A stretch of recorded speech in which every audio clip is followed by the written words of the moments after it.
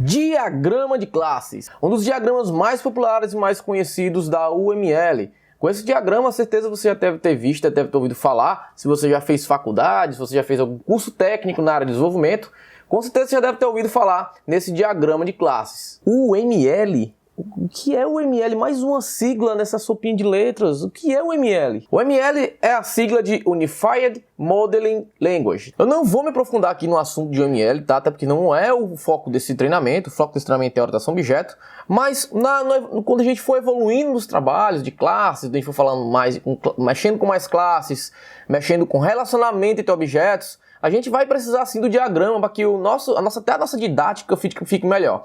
Então, geralmente em empresas grandes, em empresas de até médio porte, esse papel é do analista de sistemas, tá? Ele trabalha todos os diagramas, diagrama de caso de uso, que também é muito utilizado, e também diagrama de classes. Ele entrega tudo bonitinho para o programador vai lá e transforma esse diagrama, né, entre aspas, em código. Mas nem sempre você vai estar trabalhando em empresa grande, nem sempre às vezes você é um freelancer e quer poder trabalhar melhor, ter realmente skills melhor de trabalho, e com diagrama de classes, com certeza, você vai ter um projeto muito mais elaborado, você vai ter um planejamento das suas classes, e você também pode se dizer que você vai ter a documentação das rotinas, né, das suas classes e como elas devem ser trabalhadas. Você vai perceber que na medida de evoluir das nossas aulas, quando você já tiver bem aprimorado com a orientação objeto, você vai sentir a necessidade de ter esse diagrama, na verdade de criar esses diagramas, para que vocês vejam como é importante a gente ter o diagrama de classe. Apesar de não ser nada, diga assim, não é uma coisa que é da orientação objeto,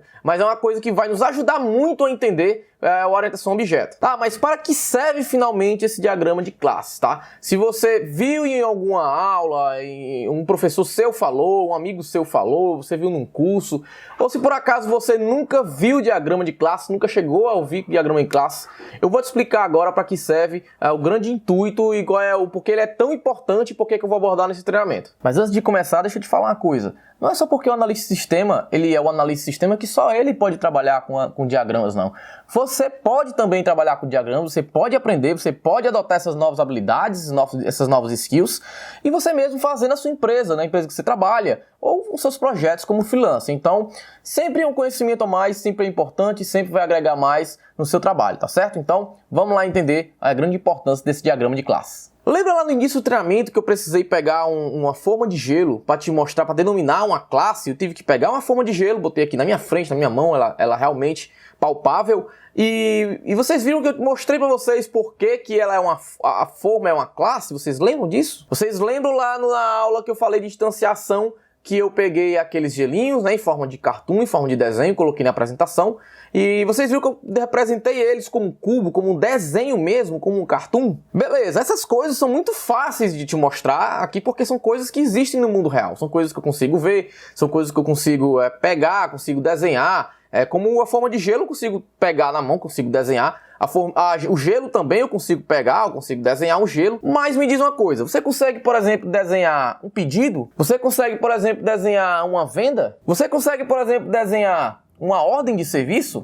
Meu camarada, parece que ficou um pouco mais difícil, hein? É aí onde entra o diagrama de classe. Esse diagrama torna a linguagem, né? A linguagem como é que a gente pode dizer? A linguagem visual meio que universal, meio que padrão. Ou seja, se eu estiver falando de produto, estiver falando de caneta, estiver falando de gelo, estiver falando de ordem de serviço, estiver falando de qualquer coisa, eu vou representar tudo isso em um diagrama que existe padrões para que eu represente cada coisa, cada característica e cada comportamento desses objetos. Para você que não sabe desenhar, para você que não sabe desenhar nem aqueles bonecos de palitinho, não sabe desenhar um ó com a banda de um coco, então isso aí vai ser perfeito, hein?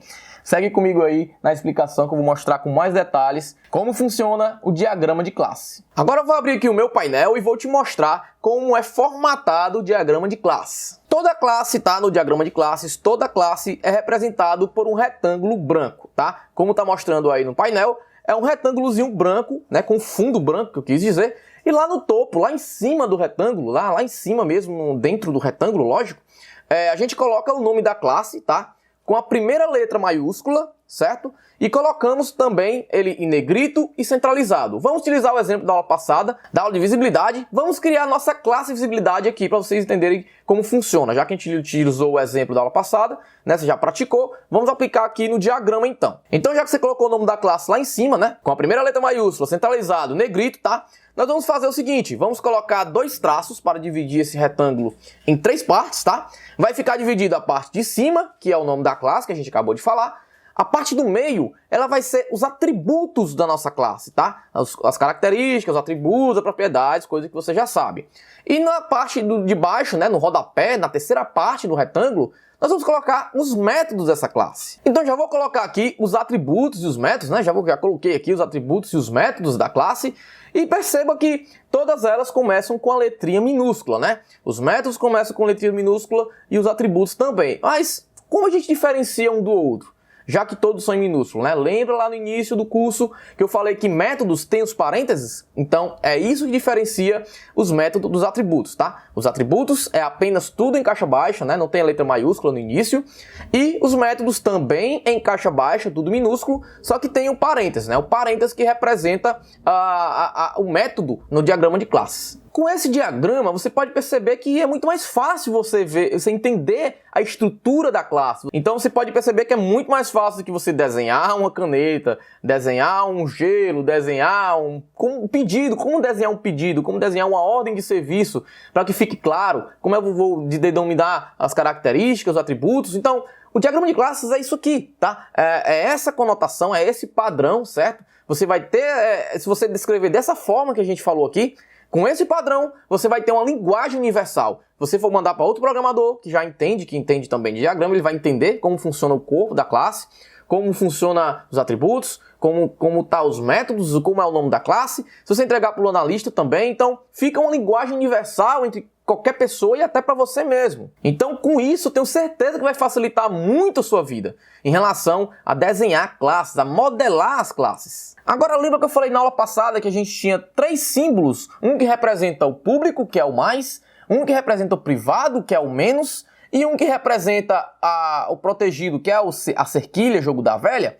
Então, esses camaradas vão entrar exatamente aqui no diagrama de classes. Veja só que eu tenho os atributos públicos, né? O atributo público, no caso, um atributo privado e um atributo protegido, como a gente tinha na aula passada. E os métodos, a mesma coisa. Eu coloco exatamente esses símbolos precedendo a assinatura deles, né? Precedendo o nome deles, tá? Então, finalizando essa parte com símbolos da visibilidade, você já finalizou a parte mais básica do diagrama de classe. Se você entendeu isso aqui, você pode correr para o abraço, que você já entendeu tudo, e você não vai precisar mais desenhar nada na mão, não vai precisar desenhar mais nada na cabeça, apenas você desenhar o diagrama de classes conforme a gente mostrou aqui no painel. Então, com essa simples aula, com essa simples explicação, espero que você tenha entendido o diagrama de classes. Pegue também, faça um exercício, pega uma coisa ao seu redor, como a gente fez lá no início do curso, pega uma coisa ao seu redor, já pega as características dele, pega os atributos dele, né? Os atributos, características, propriedades, pega os comportamentos dele, os métodos, desenha, pode desenhar até na mão mesmo, desenha num papel, numa folha de papel, desenha conforme a gente desenhou aqui no diagrama de classes. Bota o retângulo, coloca o nome da classe, coloca uma linha de baixo do nome da classe, coloca os atributos embaixo com suas visibilidades, coloca outra linha embaixo e coloca os métodos com suas visibilidades. Pratica, faz esse teste. Se você não entendeu, tá? Volta essa aula, compreende tudo que eu falei aqui para que a gente possa passar para os próximos passos, tá? A partir daqui, nós vamos utilizar o diagrama de classes para todos os exercícios, para que a gente entenda, para que fique até melhor a didática das aulas. Então, espero que você tenha entendido, tá, o diagrama de classes e espero você na próxima aula.